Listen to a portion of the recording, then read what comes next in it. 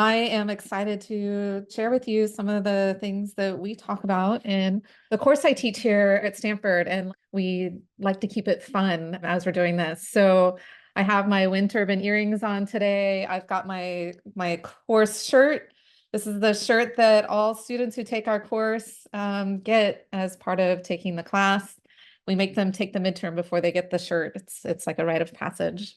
So I'm really excited to be with all of you today. I'm starting you off with this beautiful picture from one of the field trips we take with our students. So I teach this course, Understand Energy. I teach it spring, summer, and fall quarters. And we go on some very cool field trips as part of the course. So this is an Altamont Pass. If many of you have probably driven through that area. We get to go, we get right up next to a wind turbine. NextEra owns this wind farm, shuts down a wind turbine for us, so we can actually get and look up inside, and the students get to watch it start back up. So it's really an exciting destination for a lot of our students. And of course, you can kind of see it's always windy when we go there, as it should be for a wind farm. So that's some of the fun things we do.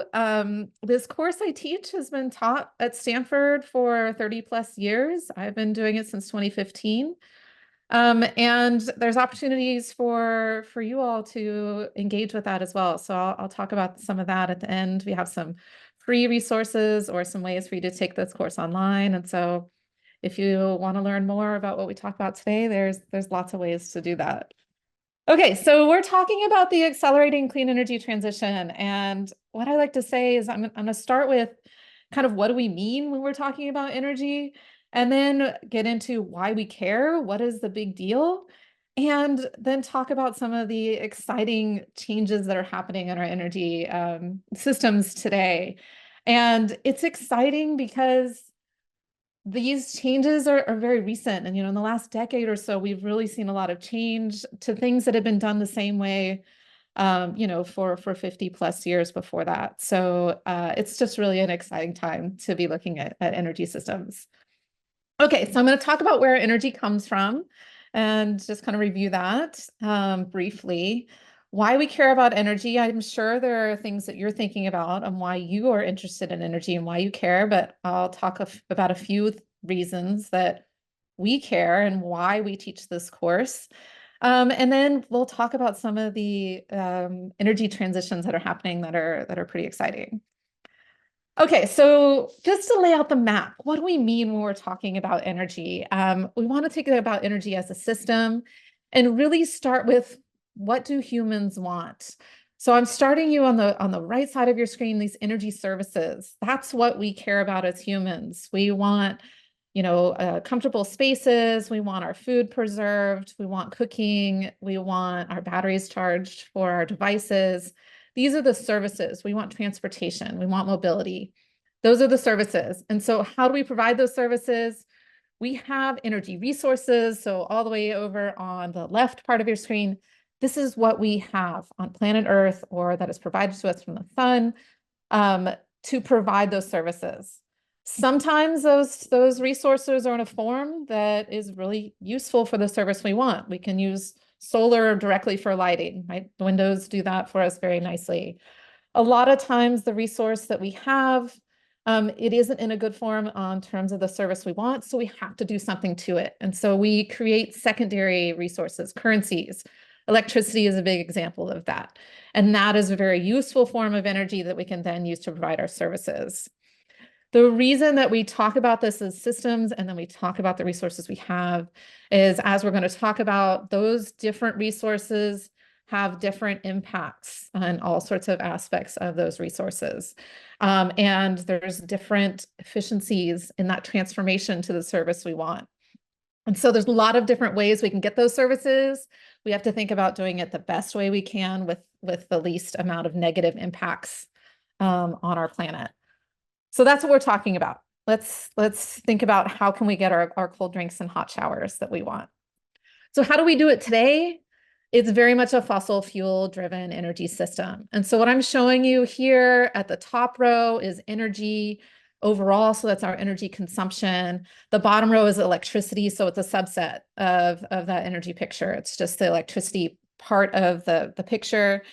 And you can see it's all very fossil fuel driven. And so in the world, coal, oil, natural gas dominate, and still here in the US, coal, oil, natural gas are still our largest resources in our energy system.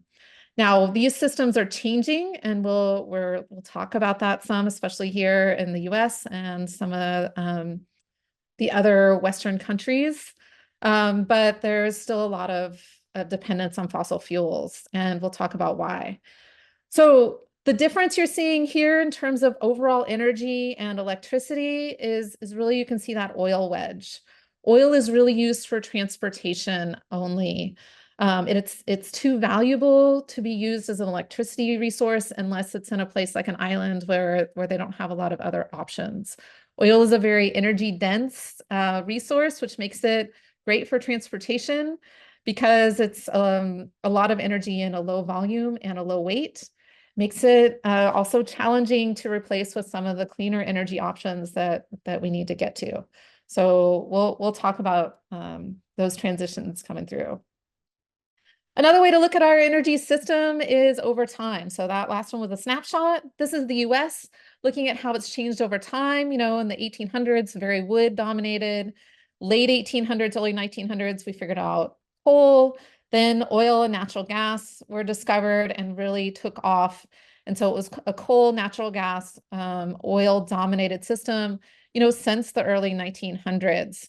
We have these other resources that have been contributing for a long time: hydro, electricity, nuclear power, and then of course renewables have really taken off. And you can see this peak of coal in the late 2000s. And what drove that? What drove that really was the some of the advancements in hydraulic fracturing and horizontal drilling that really drove down the price of natural gas at the same time that we had the price of wind and solar driven down, so that wind, solar, natural gas were cheaper than coal, and has really driven coal to not be a dominant resource in our electricity system. And so that has been a kind of a steady decline since the late 2000s from a lot of market-driven reasons for that. Okay, so that's our energy system. Let's talk about why we care about this. And so there's a lot of different aspects to why we care. Like I said, you might have your own reasons for caring about our energy system, but there's economic reasons, costs, both private and social costs, political reasons. This comes up a lot. You see it in the media a lot. So we're talking about energy security, stability, foreign policy. The environment is a big reason, both immediate impacts on health and air pollution, water quality, things like that, as well as legacy impacts. So we'll talk about climate change, you know, radioactive waste, things like that, that are legacy impacts to environmental challenges. We have ethical reasons we care about it: energy access, human development, equity, environmental justice. And then there are health impacts. We've seen a lot of this with COVID. We're going to see it with a lot with diseases. Climate change impacts diseases.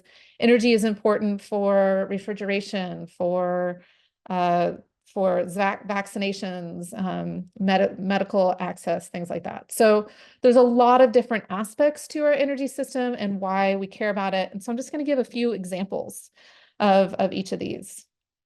So the first one I like to give is thinking about social costs.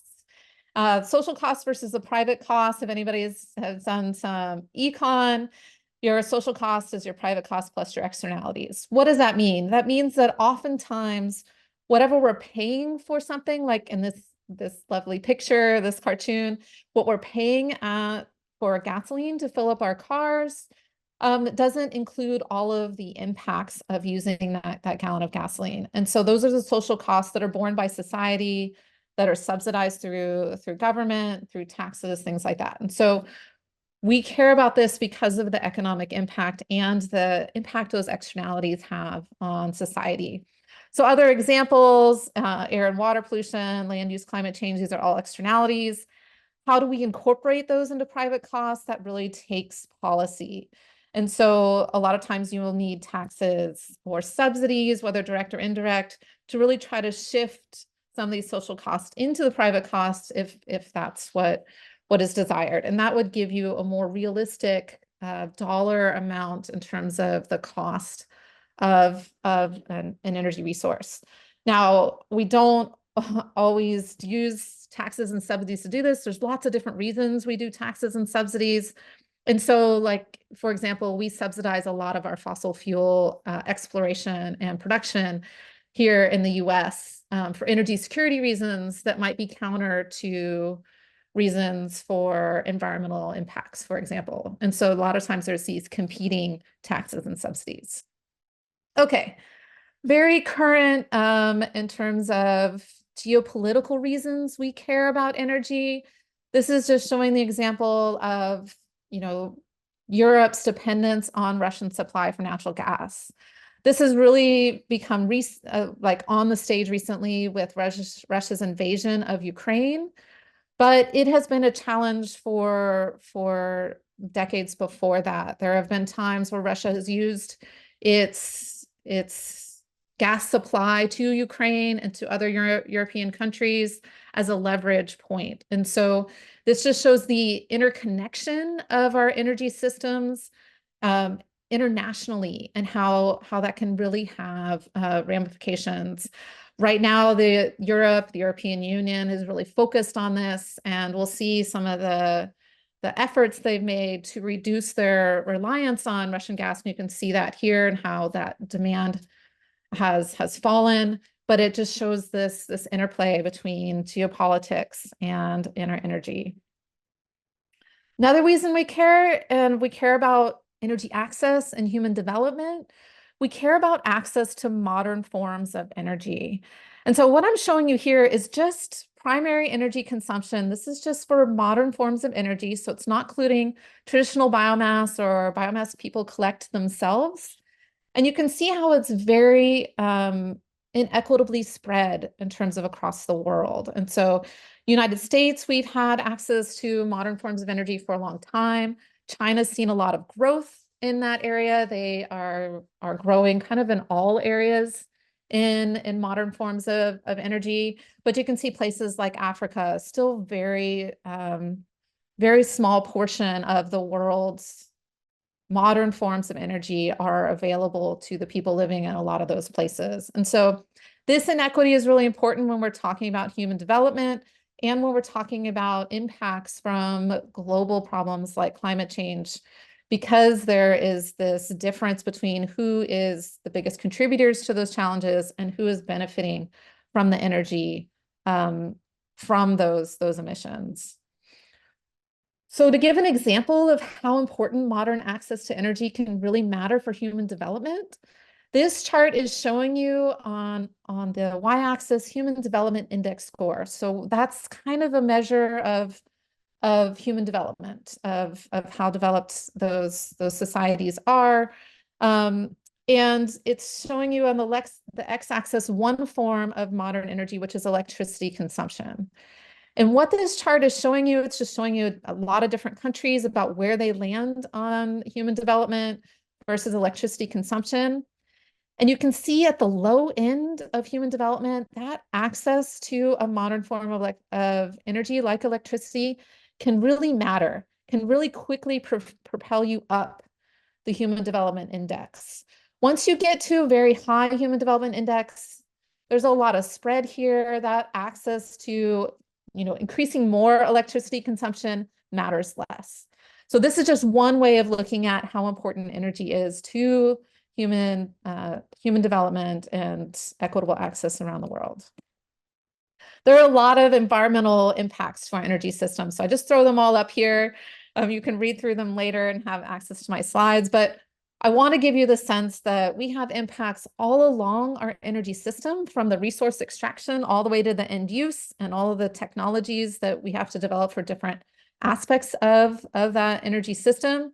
And it's land, water, air, habitat and wildlife, health and safety, visual and noise related.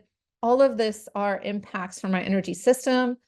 None of our energy systems come with a free lunch. All of them have impacts. And so what we need to do is to figure out the lowest impact ways to get the services we want, right? Because that's what we really care about, and how to mitigate the impacts we do have. And so we have a lot of options there. And some resources are have much bigger impacts than others. And so we have ways of managing that. Long-term impacts, I mentioned that earlier as being important. Climate change is a big one. We'll talk about that more in a minute, but nuclear waste, extinction, habitat degradation, these are really long-term impacts from our energy use and energy systems. And then environmental justice is really across the board.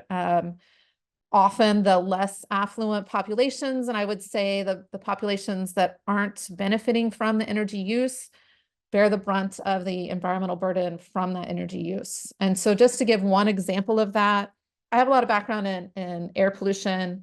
I grew up in Houston, Texas. I had a lot of impact from the air quality there. We had ozone days where you weren't allowed to go outside. I had asthma a lot. I had pneumonia a lot.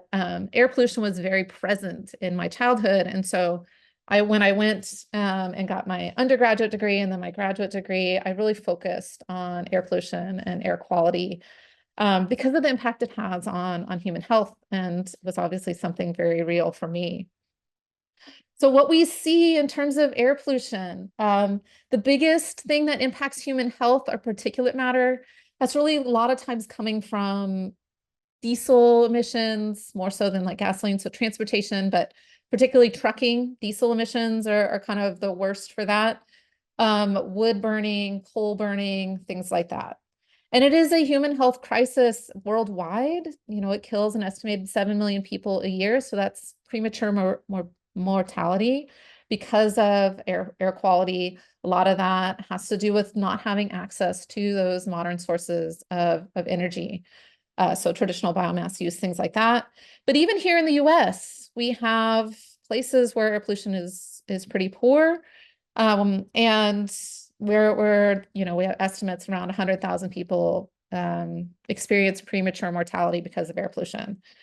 So there's that aspect to it, and there is the inequity aspect to it. And so what this chart is showing you and what this Harvard study found is terms of what races of people are emitting the air pollution and which races of people are actually having the impact from that. And so you can see that the Black and Hispanic communities are often bearing an unfair burden from our energy use and this air pollution.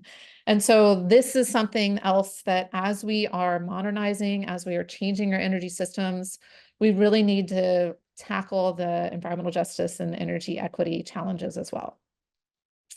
Okay, so elephant in the room, climate change. This is something that affects all of us globally.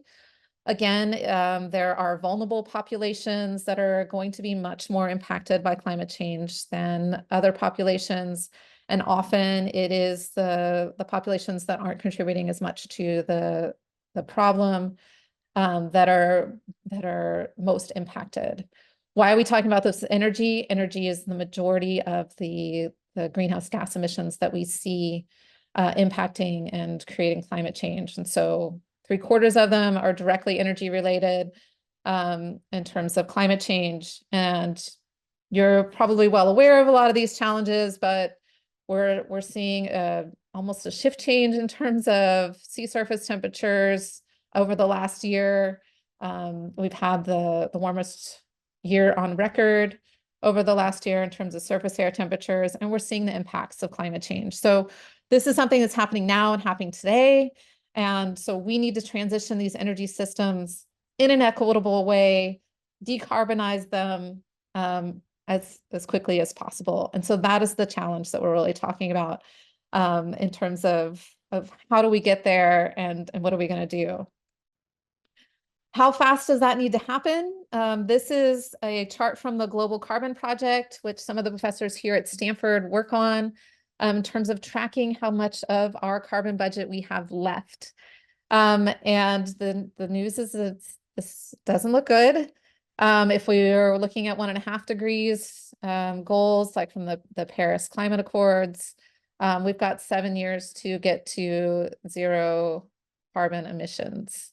That would be an extremely ambitious goal. I think what the framing that I like to think about is, let's do this as quickly as we can in an equitable manner, because the closer we can get to zero carbon, the less we will be fueling that climate change and those impacts. And so anything we can do to move down this curve is really important. Okay, that's not all doom and gloom. There is a lot happening. There's a lot of smart people here at Stanford, and all of you and alumni beyond Stanford. I have a lot of former students working on this. There's a lot of a really exciting change that's happening. And so there's been a lot of studies just look at what is the scale that we need, how do we tackle it, and what are the biggest ways to tackle it. And so this is just one example of what the investment might need to be in different areas in order to really decarbonize our systems and transition to net zero. What I like to give a lot of hope on this is electricity. We really have a lot of the solutions. We have the tools that we need to decarbonize our electricity system. It is really about scaling and implementing on electricity. Transport, I think, is a big challenge because anything that we buy today, vehicles, cars, trucks, airplanes, they're going to be used in use for the next couple decades at least, if not beyond. And so that also is both a technology challenge and a transition challenge that needs to happen as soon as possible. Buildings, we know how to do buildings. This is an implementation challenge. So we have a lot of the tools. A lot of this is about efficiency, electrifying, things like that. We can do this. It is about how do we scale implementation. And so you'll see that there's some things like industry, there's challenges on how do we provide heat? How do we decarbonize cement? How do we decarbonize steel? There's a technology challenge and implementation, but much of it is really an implementation challenge. And so it is, how do we teach energy efficiency? How do we integrate the integrative design for our buildings so that they are more energy efficient and then easier to decarbonize? And so we know a lot of what we need to do. It's about scaling. I will say that, I'm part of our new Stanford Doerr School of Sustainability. Civil and environmental engineering has crossed that, and the Precourt Institute is one of the pillars in the new school. And a lot of what the focus is about speed and scale, as Doerr would say. So it is really about how do we scale the solutions we already have. Okay, a lot going on in this chart, but I wanted to show it to you because it really gives you a sense on how much efficiency can really help us out. So what is efficiency? I often get students that are confused between the difference between efficiency and conservation. Energy efficiency is really about providing the same or even better service, but using less energy to do so. And there's different ways we can do that. We can do that by having a technology change. That's like going from an incandescent light bulb to an LED, providing a better service, a better lighting service, but using less energy, creating less heat. You don't have to have as much cooling. There's a lot of benefits there, but you're still getting the service that you want. That's what efficiency is about. Conservation is really about, do we need to be using that service? Does that service need to happen right then? We also can do a lot with shifting when we're using our services. So demand response, and really making the best use of some of our non-carbon resources so we can really improve efficiency and improve the decarbonization. So there's a lot of options that come into this. And so what I'm showing you here, this is called a Sankey diagram. It is showing you the energy systems that we use here in the US. This chart is made at the Lawrence Livermore National Laboratory, so you can go get the latest and greatest of these anytime you want online. But we're showing really the resources that we're using to provide the energy we need, some of the conversions we're doing, where that energy is being used in terms of what sector in our economy, and how much of that energy is useful. And you can see, 65% of our energy is just lost. A lot of this is due to using heat engines. This is just inherent to the way that we're doing energy conversions, usually from our fossil fuels to the secondary energy or the electricity or the mobility that we want. And so what we need to do is do this in a more efficient way. So we're not having these huge losses in our electricity system and in our transportation system and our buildings and things like that. And so I'm going to talk more about this, but there's a lot of options for efficiency, but one of them is electrification. And electrification does a lot for us, as I'll kind of talk about next. So overall, the energy efficiency of our economy is around 33%. I will make a side note that efficiency isn't everything. Efficiency matters when we're talking about a resource that really has these negative impacts associated with it. So coal, when you're talking about the air pollution, the climate, the solid waste that's associated with coal use, you really worry about how efficiently you're using that resource.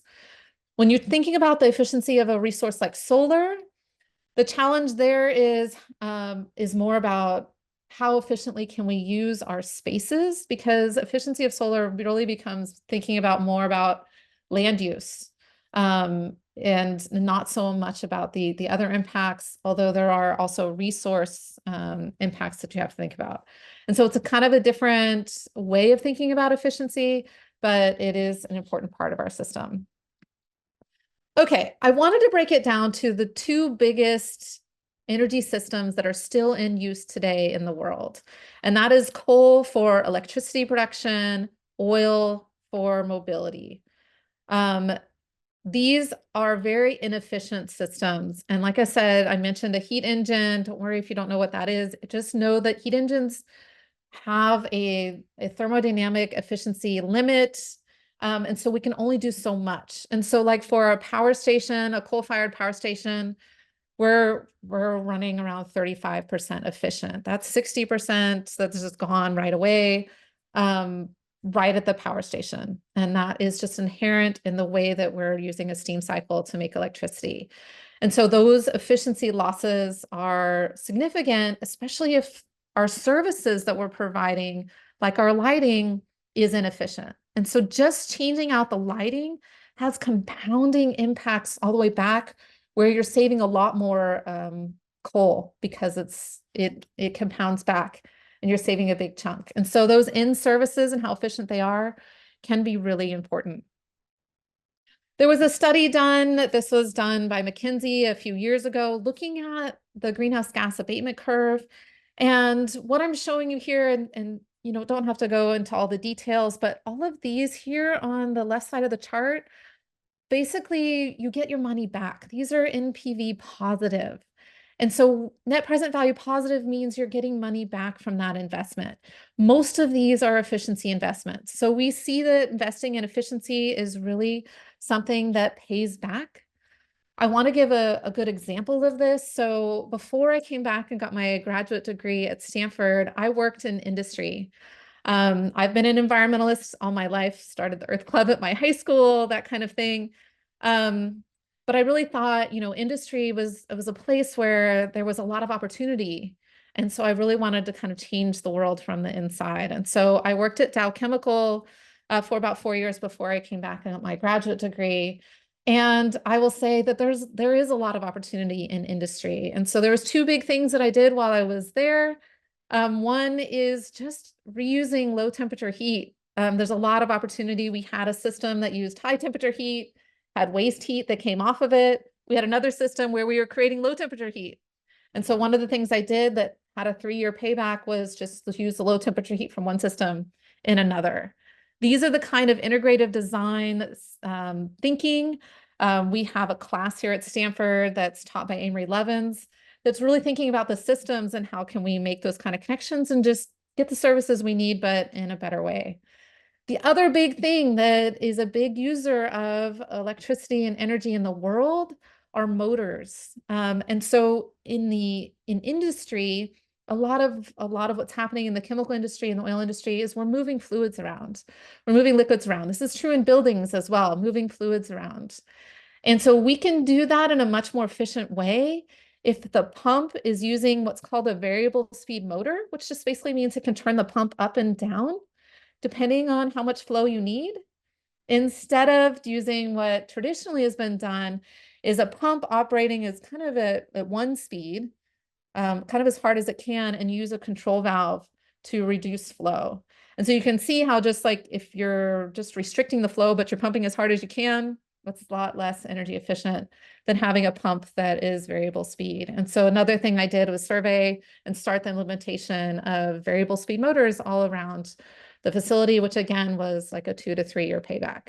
So I'm just giving you these examples just from my personal experience to say energy efficiency is where we should start, and there is a lot of opportunity in this space and a lot of people working on it.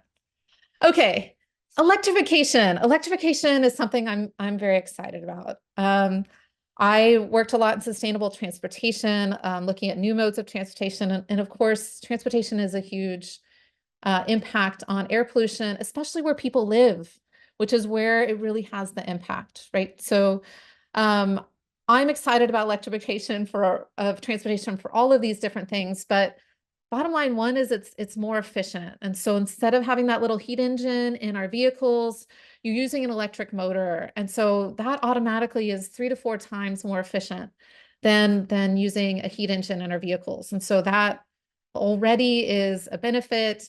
And then of course you're adding on things like regenerative braking, which just means instead of using friction to slow down your car, you're actually creating electricity and putting it back in your battery to slow down your car. So all of these things are ways that we can make our transportation system more efficient. Once you electrify something, you have the opportunity to decarbonize it. And so we're seeing this push for electrification, not just in our transportation, but in our buildings, our cooking, our water heating, our space heating, our dryers, things like that. It automatically diversifies your fuel. So I think a lot of us can relate to the challenges and the anxiety of oil prices go up, your gasoline prices go up, and suddenly it's more expensive to go somewhere. You only have one fuel. When you electrify our transportation system, you automatically diversify your fuels. And of course, we can work on decarbonizing that fuel over time. So there's a lot of benefits.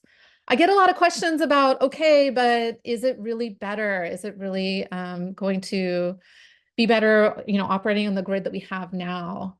So there's this very cool resource. This is from the Department of Energy. You can go in there and put your state in there. You can look and see what the emissions would be based on each state's electricity sources. This is the national average.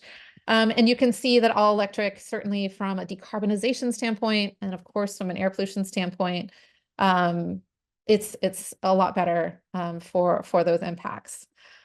So you might have heard a lot in the news lately that electric vehicle adoption might be slowing down. What's happening? It is taking off around the world. I would say we're not real good at predicting the level of adoption, but it is beating a lot of the predictions for the level of adoption for electric vehicles. So I'm really personally really excited about the trajectory electric vehicles are on.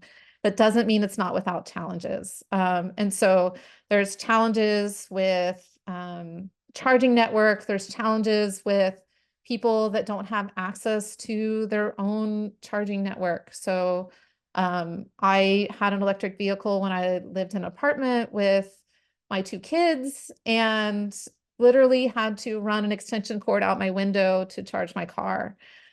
This is a major challenge. So there's a lot of challenges that we see. We know what the solutions are. We just have, again, the speed and scale of implementation of those kind of solutions to meet those challenges and really have the electric vehicle be an equitable option for all families. There's a lot of goals. I kind of list them here. Where are we at? About 14 million EVs were sold in 2023, sorry, about 1 in 5 cars sold, and we're just seeing an increase. And China is really the biggest market for electric vehicles, and seeing a lot of growth in sales in China and growth of electric vehicle options coming out of China. Okay, so that's transportation. Let's talk about buildings a little bit too, and something we can all relate to, I think. So with the electrification of buildings, we're really seeing this integration across the grid and buildings and people producing their own power and having their own batteries, and how does that relate to the grid, and how are our vehicles going to be in this? And it's kind of a whole new world.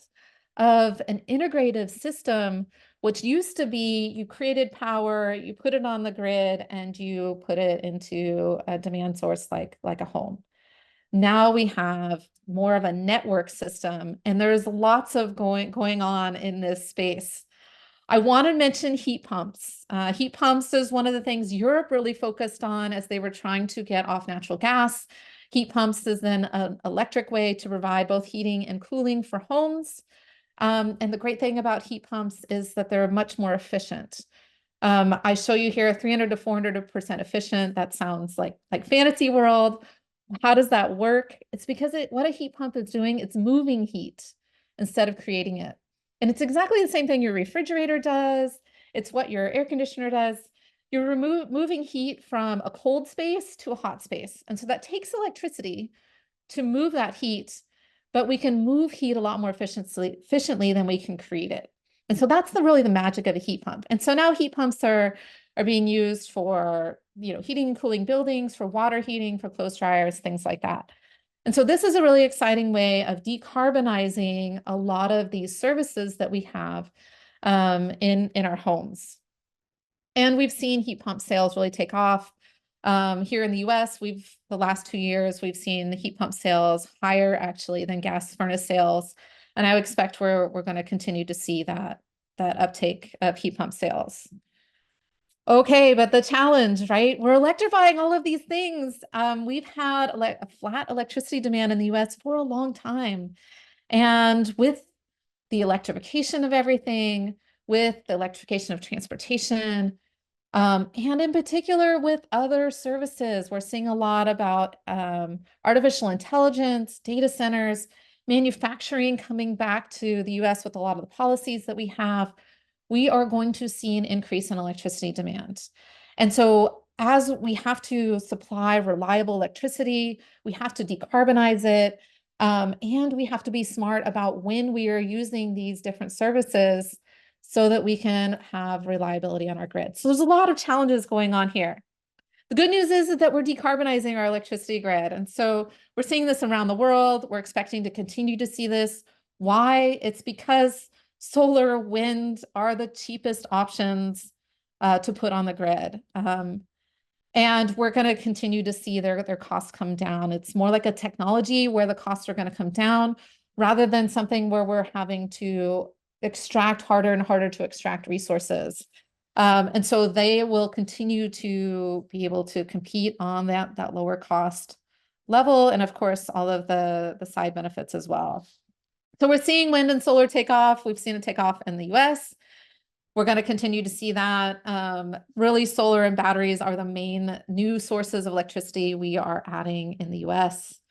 And batteries are a big part of this. So batteries are not without their challenges. We could have a whole conversation about the mineral extraction needed for our batteries and how we're going to address that. But batteries are a really important part of maintaining the reliability on our system and making the most use of these new renewables. And what I really want to point you to is this chart here showing that what they call near-firm wind and solar, so that's wind and solar plus batteries, is now cheaper than existing coal and existing nuclear power plants in the US. And so that is a game changer in terms of where we are investing our dollars for our new decarbonized grid. I've talked a lot about a lot of things, so I'm just going to quickly mention there are other things that are happening. Geothermal, I think you're going to start hearing more about. This is a renewable resource that's just beginning to take off. There's a lot of interest in hydrogen. It's very early stages, but there's a lot of opportunity and potential for hydrogen. Happy to answer questions about that. Fusion's getting a lot of interest where we've made some milestones in fusion, so we'll see. Carbon capture and storage is getting a lot of attention. It's not going to be a huge part of the solution, but it will be part of the solution because we just can't get there without it. And policy is a really important part of this. And so I just want to reiterate, we've had some of the biggest policy passed that supports our clean energy revolution in the last 4 years in the Biden administration. And so Inflation Reduction Act is one of 3, including the infrastructure and the CHIPS Act, that are really important policy measures. I want to end with just to let you know that we have taken all of this and put it online to make it free and open to the public. So part of the School of Sustainability and Stanford Energy's goal is to really increase access to the information that we have here at Stanford. So I encourage you to check out this resource, dive into the different resources that you want to learn more about. There's kind of fast facts, which you can just have a 1 or 2 pager, or you can really dig in deep to these different topics. How can you decarbonize your life, careers, things like that. So there's a lot to explore there.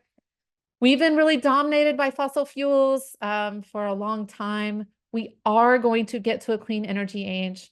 Now it is just a question of how fast can we get there. With that, I will welcome Darren back and happy to answer any questions. Well, I'm just going to dive straight into some of these questions because there are certainly people who are asking really good ones. Let's start with the first one by K. Crum.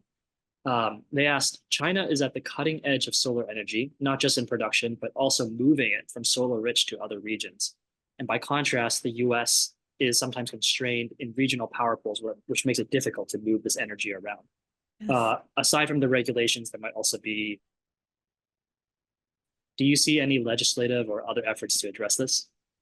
Yeah, so just to give some background, in the US, we have 3 grids. We have the Eastern Interconnect, we have the Western Interconnect, that kind of divided down the middle of our country. And then Texas, my home state of Texas, has its own grid within the state of Texas, with very little interconnections outside of the state of Texas.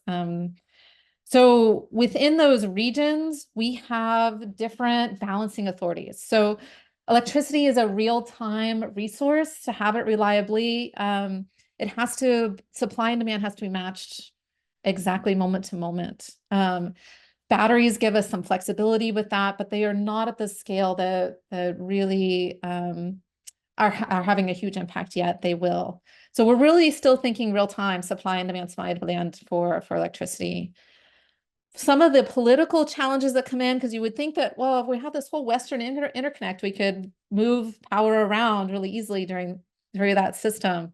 There's subsections. So there's utilities. In California, we have the California Independent System Operator that is really these balancing authorities that have certain regions that are keeping their region balanced, even though it's connected with other places.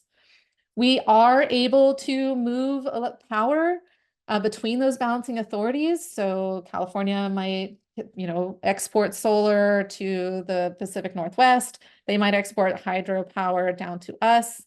We are limited not just by transmission capacity, but we're also a little bit limited by politics.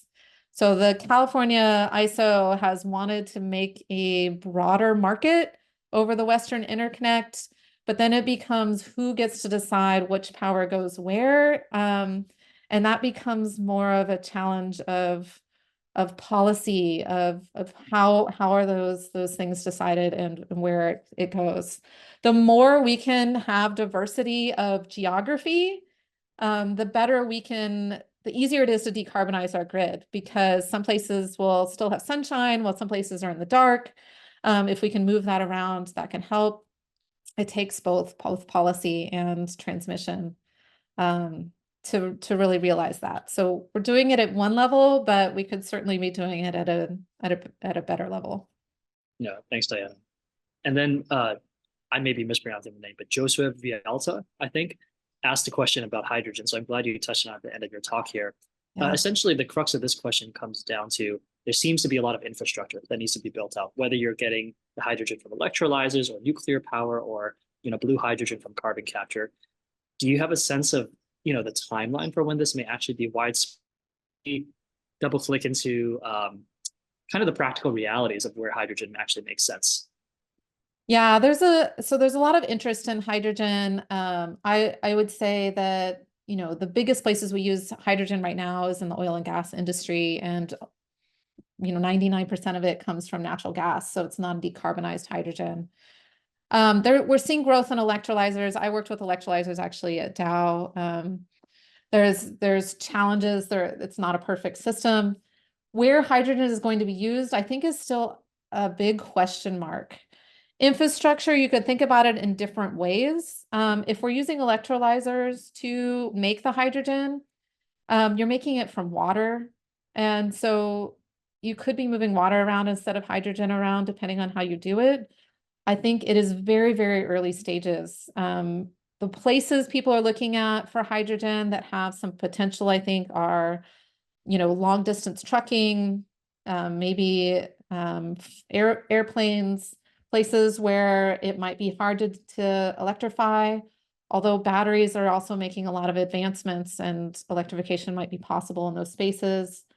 One of the places that I think hydrogen has a lot of potential is for long duration storage. So battery storage is really good for day to day or maybe over a few days.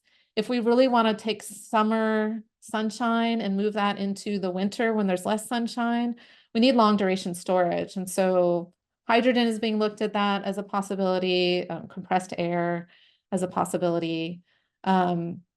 And then I guess the other place the hydrogen is really being looked at is in industry, because it could be a clean burning option for providing high temperature heat for some of the industrial processes that need that.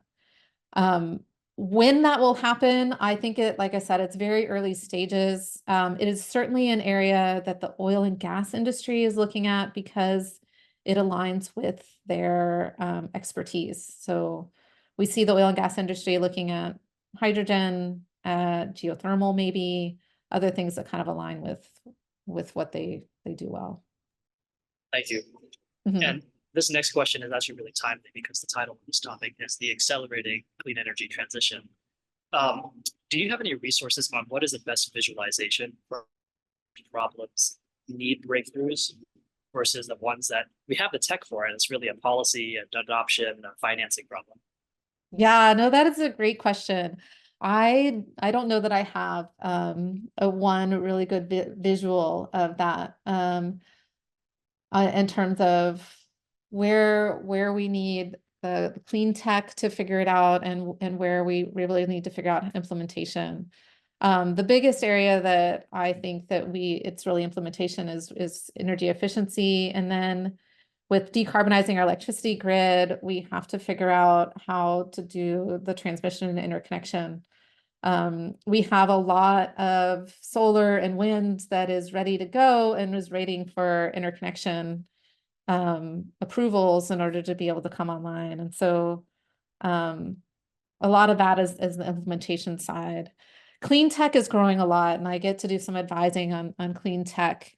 And a lot of that can help even with these implementation challenges. So with transmission challenges, for example, there are some technologies that we can add to our existing grid that can really help reduce congestion on certain transmission lines instead of building new transmission.